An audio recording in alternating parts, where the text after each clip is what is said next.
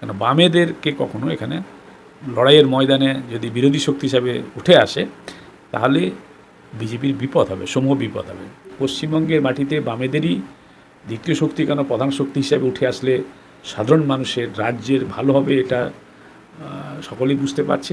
সাধারণ মানুষ মনে করছে, অনেক রাজনৈতিক বিশ্লেষক মনে করছে যে তৃণমূল ক্ষমতায় না থাকলে তার দলটা থাকবে না, কারণ দলটা যে কারণে তৈরি হয়েছিল সেটা কোনো গণতান্ত্রিক দল নয়। 1998 সালে যে পশ্চিমবঙ্গের তৃণমূল কংগ্রেস তৈরি হয়েছিল কংগ্রেসকে ভেঙে, তার পেছনে পরিকল্পনা ছিল আরএসএসের, মদত ছিল বিজেপির, এবং আরএসএসের বিজেপির প্রয়োজনে তৃণমূল কংগ্রেস তৈরি হয়েছিল। যদি সংসদীয় রীতিনীতি অনুযায়ী সব কিছু ঠিকঠাক থাকতো, তো কোনো বৈদেশিক শক্তি বা অন্য কোনো অর্থ পুঁজির এখানে লগ্নি না হতো, তাহলে বামেরা অনেক এগিয়ে আসতে পারত।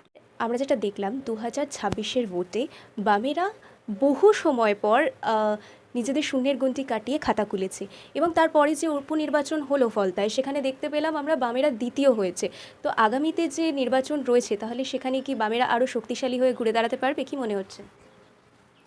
দেখুন, আমাদের দেশের সংবিধান অনুযায়ী যদি সুস্থ স্বাভাবিক সংসদীয় রাজনীতি হতে পারত, তাহলে বামেদের এই অবস্থা হতো না। বামেদেরকে একটা কঠিন পরিস্থিতির মধ্যে ফেলা হয়েছে, এবং সেটা 2006 সালের পর থেকে। বিশেষ করে 6 সালটা এই কারণে আমি উল্লেখ করছি, 2006 সালে তৎকালীন বামপন্থ সরকারের মুখ্যমন্ত্রী সৎ সজ্জন কমিউনিস্ট নেতা বুদ্ধদেব ভট্টাচার্যের নেতৃত্বে সপ্তমবার নির্বাচিত হয়েছিল, এবং সেই নির্বাচনের স্লোগান ছিল যে কৃষি আমাদের ভিত্তি, শিল্প আমাদের ভবিষ্যৎ। এবং পশ্চিমবঙ্গের মানুষ, অধিকাংশ মানুষ সেটাকে বিশ্বাস করে সপ্তমবারের জন্য বামপন্থ সরকারকে মুখ্যমন্ত্রী বুদ্ধদেব ভট্টাচার্যের নেতৃত্বে জয়যুক্ত করেছিলেন। এবং এটা কোনো রাজনৈতিক চমক বা জুমলাবাজি ছিল না। তার পরেই শালবনীতে ইস্পাত কারখানা, বৃহত্তর ইস্পাত কারখানার শিলান্যাস হয়, এবং এই কলকাতার অদূরে সিঙ্গুরে টাটা মোটরসের সর্ববৃহৎ অটোমোবাইল কারখানা, ন্যানো গাড়ির কারখানার কাজ শুরু হয়, এবং নন্দীগ্রাম অঞ্চলে কেমিক্যাল হাব হবে। আরও বিভিন্ন রাজ্যের বিভিন্ন স্থানে বিভিন্ন শিল্প সম্ভাবনার একটা জোয়ার দেখা দিয়েছিল। অর্থাৎ সারা রাজ্যে কর্মসংস্থান, অর্থনীতির উন্নয়নের একটা গতি সঞ্চারিত হয়েছিল। সেইটাকে নষ্ট করার জন্য একটা বৃহত্তর ষড়যন্ত্র হয়। সেই ষড়যন্ত্রের মধ্য দিয়ে একটা মহাজোট তৈরি হয়। সেই জোটের সঙ্গে বৈদেশিক শক্তি, সাম্রাজ্যবাদী শক্তি, কর্পোরেট পুঁজি পরিচালিত মিডিয়া, কর্পোরেট পুঁজি নিয়ন্ত্রিত কিছু তথাকথিত বুদ্ধিজীবী, সব অংশের মানুষ যুক্ত হয়ে পশ্চিমবঙ্গ থেকে এই বুদ্ধদেব ভট্টাচার্যের নেতৃত্বে যে সরকার নির্বাচিত, যারা যাতে কাজ না করতে পারে তার একটা পরিষ্কার পরিকল্পনা করে তারা এগোয়, এবং সেটা মানুষ সাময়িকভাবে তা বিভ্রান্ত হন, এবং বিভ্রান্ত হয়ে 11 সালে পালাবদলটা ঘটে যায়। ফলে রাজ্যে শিল্পায়নের যে সম্ভাবনা ছিল সেটা কবরস্থ হয়ে গেল। ফলে শিক্ষা, স্বাস্থ্য, কর্মসংস্থান, নারী নিরাপত্তা, সব কিছু, রাজ্যের সংস্কৃতি ইত্যাদি সব কিছু আস্তে আস্তে করে পেছন দিকে যেতে থাকে। এবং এই সুবাদে 2014 সালের পরে যখন কেন্দ্রে মোদী নেতৃত্বাধীন বিজেপি সরকার চলে আসে, এবং আমরা সকলেই জানি, আমরা সেটা বিশ্বাসও করি, যে 1998 সালে যে পশ্চিমবঙ্গের তৃণমূল কংগ্রেস তৈরি হয়েছিল কংগ্রেসকে ভেঙে, তার পেছনে পরিকল্পনা ছিল আরএসএসের, মদত ছিল বিজেপির, এবং আরএসএসের বিজেপির প্রয়োজনে তৃণমূল কংগ্রেস তৈরি হয়েছিল। এবং স্বাভাবিকভাবে 2011 সালে তৃণমূল কংগ্রেস রাজ্যে ক্ষমতা আসার পরে যাতে বিজেপি এখানে তার ভোট পার্সেন্টেজ বাড়াতে পারে, তার সংগঠন বাড়াতে পারে, তার বিধানসভায় আসন সংখ্যা বাড়াতে পারে, লোকসভায় আসন সংখ্যা বাড়াতে পারে, পঞ্চায়েতে ইত্যাদিতে তাদের ভোট শতাংশ বাড়াতে পারে, তার একটা পরিসর দেওয়া শুরু হয়।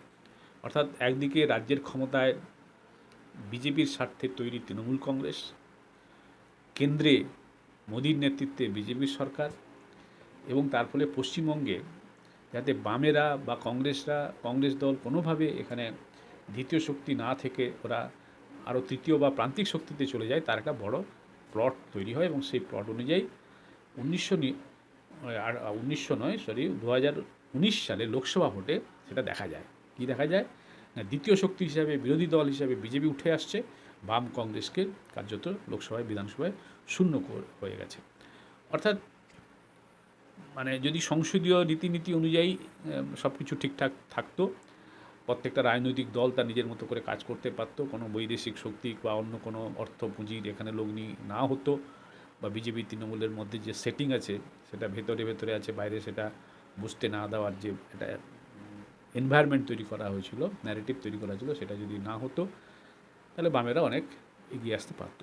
এই অবস্থায় বামেরা স্বাভাবিকভাবে পশ্চিমবঙ্গে জিরো হয়ে গেছিল 21 সালের বিধানসভা নির্বাচনে। এবারে নির্বাচনে একটি আসন জয়যুক্ত হয়েছেন, কংগ্রেসও শূন্য থেকে বিধানসভায় 2টি হয়েছে, আর আরেকটি বিরোধী শক্তি আইএসএফ এক ছিল, একই রয়েছে।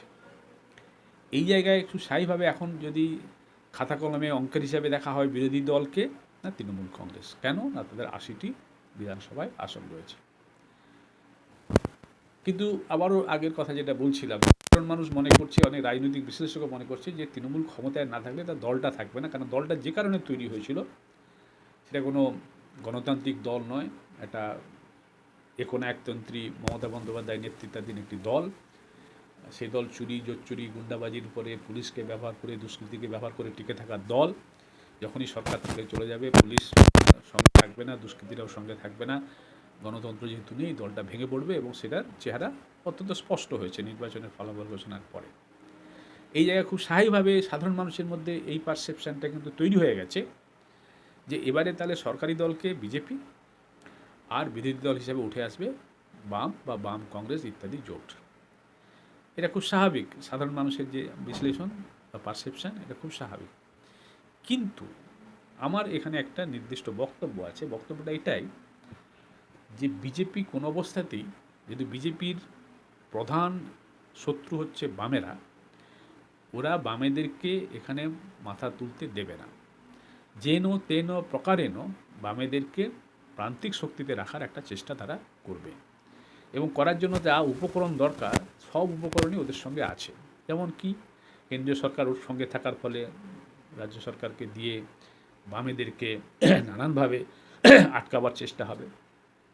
যেমন ইতিমধ্যে একটা লক্ষণ আমরা পরিষ্কার দেখলাম, যখন কেরালাতে বাম সরকার ছিল, পরাজিত হয়েছে, তার যিনি মুখ্যমন্ত্রী ছিলেন পিনারাই বিজয়ন, তার বাড়িতে ইডি তল্লাশি করতে লোক পাঠিয়ে দেওয়া হয়েছে।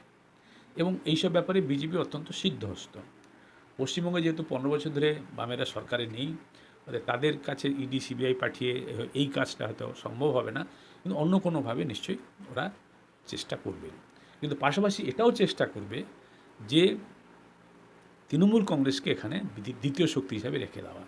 তৃণমূল কংগ্রেসকে এখানে দ্বিতীয় শক্তি হিসাবে রেখে দিলে বিজেপির সরকার চালাতে কি আগামী দিনে আবার সরকারে ফিরে আসার পথটা সুগম হবে।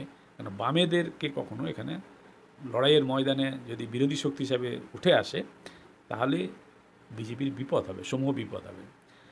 অতএব সেটা বিজেপি কখনোই চাইবে না, যেহেতু প্রধান শত্রু বামেরা। সেই জন্য গতকালই তার ইঙ্গিত স্পষ্ট হয়েছে।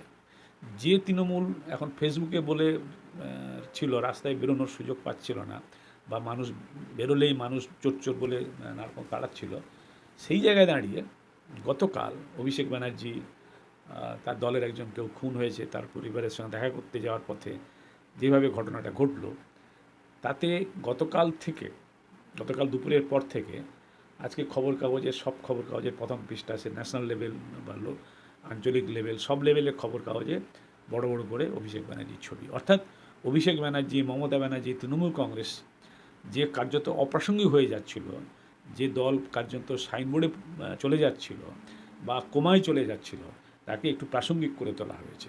আর সেই সুবাদে কাল রাতের আঁধারে দমদমে ওই হকার উচ্ছেদ হয়ে গেছে। সেই উচ্ছেদের খবর কার্যত কোথাও সেইভাবে প্রচারিত হচ্ছে না মেন স্ট্রিম মিডিয়াতে।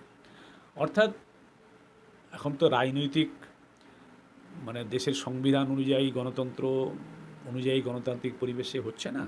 খানিকটা যার যেখানে জোর আছে সে সেখানে সেটাকে অপব্যবহার করে সেই কাজটা করছে, এবং বিজেপি অত্যন্ত সিদ্ধহস্ত এই ব্যাপারে, তার রাজনৈতিক দর্শনও তাই। আর মোদীর নেতৃত্বে বিজেপি তো অমিত শাহ মোদিরা তো এই কাজটাই সারা দেশে করে বেড়াচ্ছে।